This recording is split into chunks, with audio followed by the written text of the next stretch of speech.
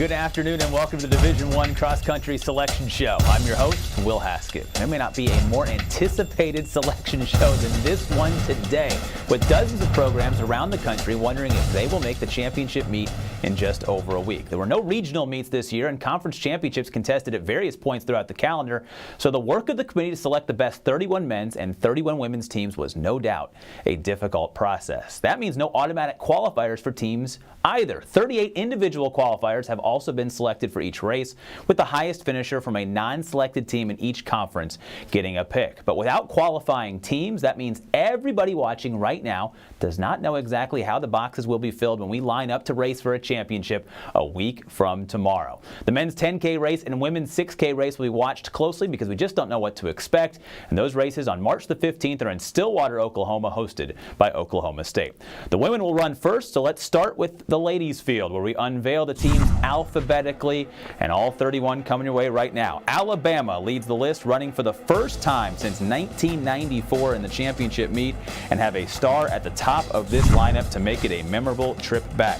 Mercy Chelangat won the SEC title to become the first Crimson Tide runner to win an SEC title since 1993. She sprinted out to the lead in that race. She never looked back. She won by 12 seconds in a really blistering pace, as she will lead Alabama to the national championship meet again for the first time since 1994. Checking after Alabama, Arkansas, the defending national champions, are hoping to go back-to-back and have had to reload the top five for another title run. Just one of the top five finishers from 2019 are in the lineup, with Lauren Gregory the highest finisher at the Razorbacks' SEC title run this past season. Boise State, runner-up in the Mountain West, checks in next, with BYU right after them. The Cougars, runner-ups in 2019, were the only team in the meet with 3 top 10 runners. They're looking for a similar run from a roster with a blend of experience and newcomers, which combined to capture the WCC crown, 2 weeks ago. Colorado is next, second to Stanford at the Pac-12 championships. The 3-time national champs return to the top spot in 2018. Just a handful of runners remain from that team as Mark Wetmore builds another championship caliber lineup. Colorado State is back in for the first time since 2007, and Duke also makes a return visit. It's the first time the Blue Devils have been in the championship meet since 2012. Florida State has been close to a championship many times in the last decade and looks for it here in 2021, while Furman will also join the party. 4 straight championship meets now for the Paladins, who captured the SoCon title with all 5 runners in the top 10 at the end of that race. One of them is freshman Madeline Cadeau, who has the team best times this spring in both the 3,000 and 5,000 meters indoor, so she heads to Oklahoma running very strong in all areas this season. Georgetown is next. 2011 national champions back for another run at a title. Georgia Tech, 4th championship appearance all time as they make it in the field of 31. Illinois checks in next. 3rd place finish in the Big Ten championship. That featured senior Rebecca Craddock, who was 9th overall in the competition. She leads the lineup into the championship meet for the program's 8th appearance, looking to improve upon the best ever finish of 5th for this program. That was back in 2005. Running right behind Illinois in that Big Ten meet was Indiana, who finished 4th in the Big Ten championship meet, good enough for a selection. Iowa State missed the meet back in 2019, but they return here in 2021. Liberty continues to make history. It's now a first ever team berth. This after a 1-2-3 finish in the A-Sun meet gave the Flames their first team title. Congratulations on that, and now an NCAA meet championship berth. Michigan was unable to compete in the Big Ten championship, but the Wolverines went to Florida this past Friday for the lone tune-up of the spring and swept the top 5 spots in a 4-way meet. They were 2nd in the national championship in 2016, so if you want a surprise team to take a look at next week, this could be the one to watch. Michigan State won the Big Ten championship that Michigan could not compete in on a cold day back in January. The top 5 all ran in the top 16 total at the end of that race, paced by junior Jenna Magnus. She crossed the line in 3rd with teammate India Johnson right behind her. It was the 2nd straight year in the championship meet with all 5 in the top 16 for the Spartans. The 2014 national champs ran 6th in the national championship meet back in 2019.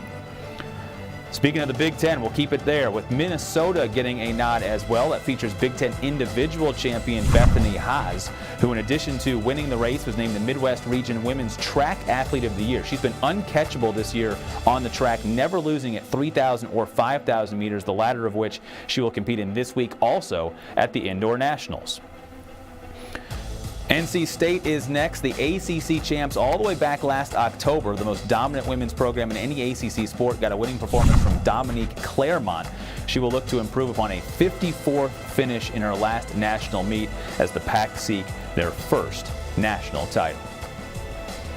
And the last team on this list, first 20 in, is New Mexico, the 2015 and 2017 national champions. Obviously podium threats each and every year, now under head coach Joe Franklin's watch. The Mountain West champs on Friday. The team had underclassmen in 3 of the top 4 finishing spots as this group continues to grow towards perhaps another championship.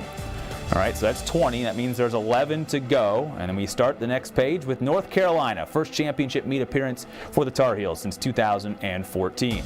Northern Arizona, Big Sky champs, make back-to-back championship meets for the first time since 2008, trying to create another lumberjack dynasty in a cross-country crazed athletic department. Oklahoma State ran 4th in the Big 12 meet and will get to stay home and compete for a national championship, where Ole Miss will travel to Stillwater, making it now 5 straight NCAA meets. Oregon State finished 27th in 2008, the only previous championship appearance, and now make the second in program history. Portland will be along for the ride as well, ran a strong second behind BYU in the West Coast Conference meet. And San Francisco, which finished right behind Portland and are looking to duplicate the magical runner-up performance from all the way back in 2017. Next up, no surprise to see Stanford called the Cardinal are one of the 4 programs in 32 national meets all time in pursuit of title number 6. Only Villanova has more national championship trophies in the case. Fresh off another Pac-12 championship, the Cardinal have the depth, certainly, to get to number 6. Tulsa hopes the wait was worth it this far down the list, the Hurricane making it to their 4th national meet, where Washington will join the 2008 national champions with a 27th appearance. And rounding out the field will be West Virginia, where they rounded out with their 10th start in the national championship meet. All right, so those are your 31 women's teams, but what about the 38 runners who will also step into the box to run next week? We will list them for you here now, 10 at a time, and we've got them for you alphabetically by school. Air Force had its whole team in the meet in 2019, but it'll be Mahala Norris, the lone returner this year after she was top 40 at the championship meet just over a year ago. Lauren White has been a consistent top 10 runner for Boston College, including 8th at the ACC meet. Several conference champions also get a chance to run, all on this list, such as Ashley Dana, who won the Northeast Conference. All right, next page now. The list starts with Annabelle Eastman. The Aussie ran 4th at the A10 Championship, strong enough to earn a spot in this race, alongside a few conference champions, including Annika Murren of Loyola, who defended her title in the Missouri Valley race. Chapman and Freihoff were the second highest finishing individuals on a non-qualifying teams in each of their loaded conference meets as you go towards the bottom of that list.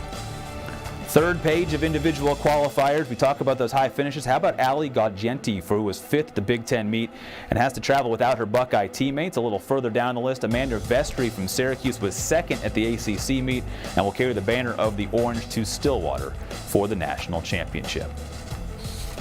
That leaves just a few left to round out the entire ladies field. 8 athletes rounding it out, starting with Kaylee Richards of UMass Lowell. She's already made history as the first ever Riverhawk to qualify for an indoor national championship. She now makes it outdoors after leading her team to the American East title. She gets the nod here in the race. No program has produced more individual champions than Villanova, with 9 of them total, so it'll help that Lydia Oliver, she'll try and extend that total for Villanova. There you take a look at all 38 that have made it to the race.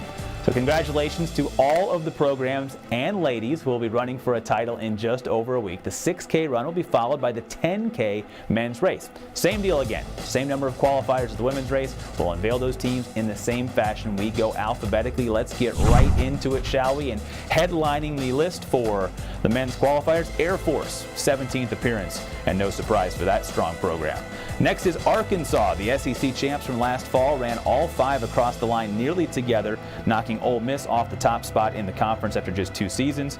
And will that pack run a strong race at the national for a national title? We shall see. The Razorbacks just passed the 20th anniversary of their last of a record 11 national championships. Butler won the Big East in almost dominant fashion. Head coach Matt Rowe now has titles in 3 different conferences in the last decade.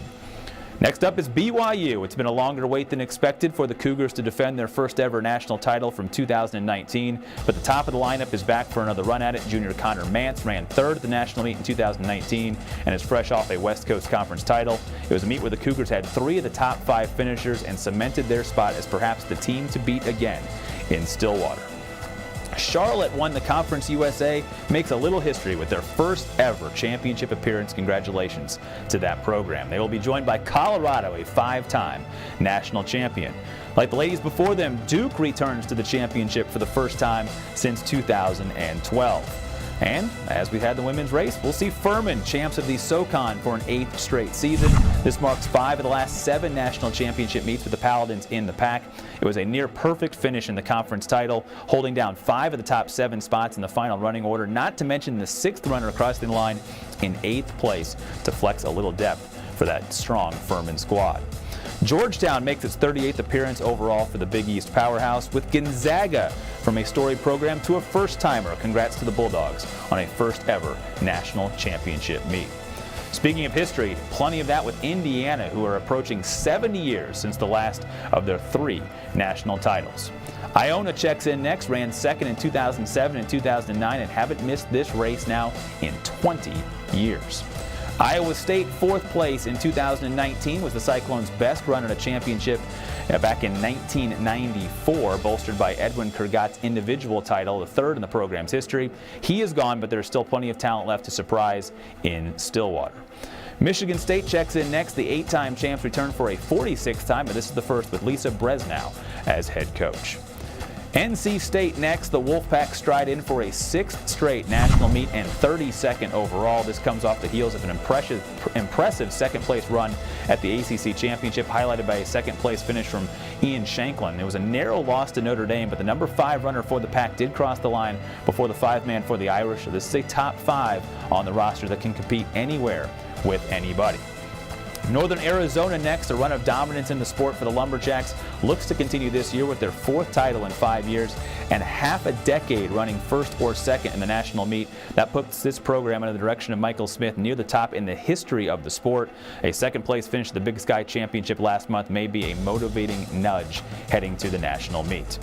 We mentioned Notre Dame, the winners of the ACC, making noise there under 2nd-year head coach Sean Carlson. They won the national title all the way back in 1957. Oklahoma State is next. A lot of converging factors to like about Dave Smith's squad coming into this meet. On top of the home course advantage that they will have, the Big 12 champs beat Tulsa in a head-to-head tune-up 2 weeks ago. Add in a string of missing this meet in 2019 for the first time in nearly 20 years, and there could be a perfect storm of motivation brewing here for a 5th national title. Ole Miss is next, runner-up in the SEC, followed by Portland, just over 3 years removed from its national runner-up effort. All right, 11 more teams to unveil on the men's side in this race. Purdue is next, rising the ranks after a 3rd-place finish in the Big Ten meet. This marks the first time since 1950 that the Boilermakers have 3 straight national meet appearances. Southern Utah won the Big Sky, returned to the field after missing out in 2019. And Stanford checks in next, no surprise. 5 runners in the top 9 of the Pac-12 meet on Friday gave the Cardinal a nearly perfect run to the championship. They will try to carry that forward to the national meet next week, where the program is in pursuit of its 5th national title. Syracuse is next, 65 years between titles. When you look back at 2016, the Orange are hoping the wait for number 3 is certainly much shorter. Tulsa checks in next, the champs out of the American, the program's best ever finish in 2019. And that race has them dreaming big with this meet now finally on the calendar. Patrick Deaver and Peter Lynch had top 15 finishes in 2019, are back at the top of this lineup this season. Utah State, 3 trips in the last 4 championship seasons, back in this meet, alongside Villanova, which makes it 3 straight seasons now with a championship berth.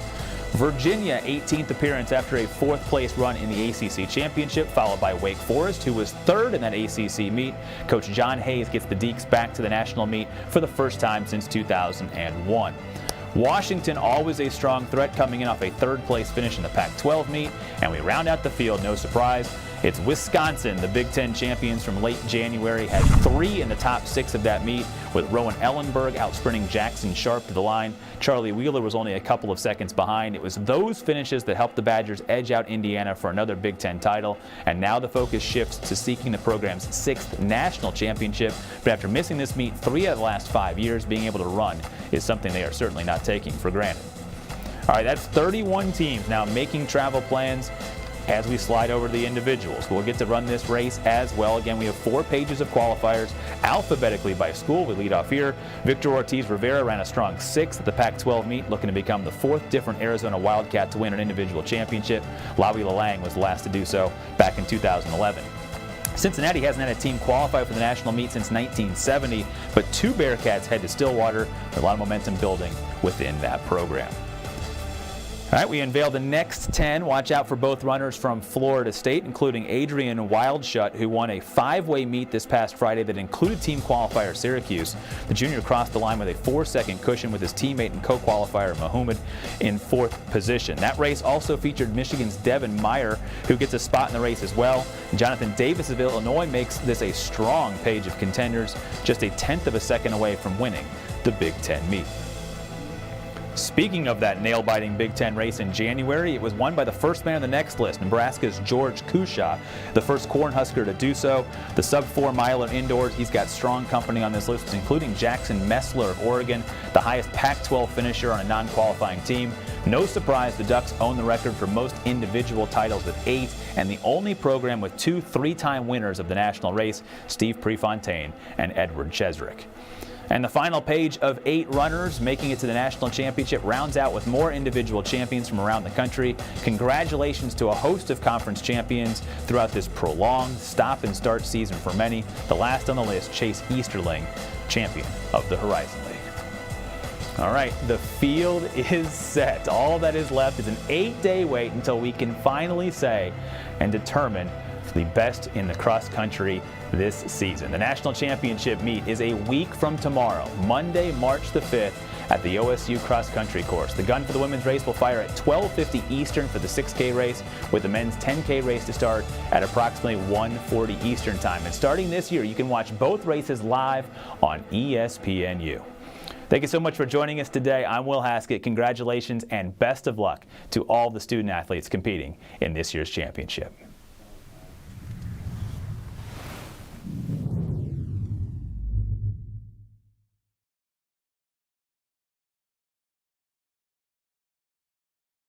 For the win! If a champion can teach us anything, it's to stay hungry, to keep our resolve, and to prepare for what's next. So to the players in the college sports community who never stop believing, the end goal is in sight. The ultimate rally. A comeback for all ages. For the fans, the teams, and most importantly, the players. Let's bring on the next champion. We're ready.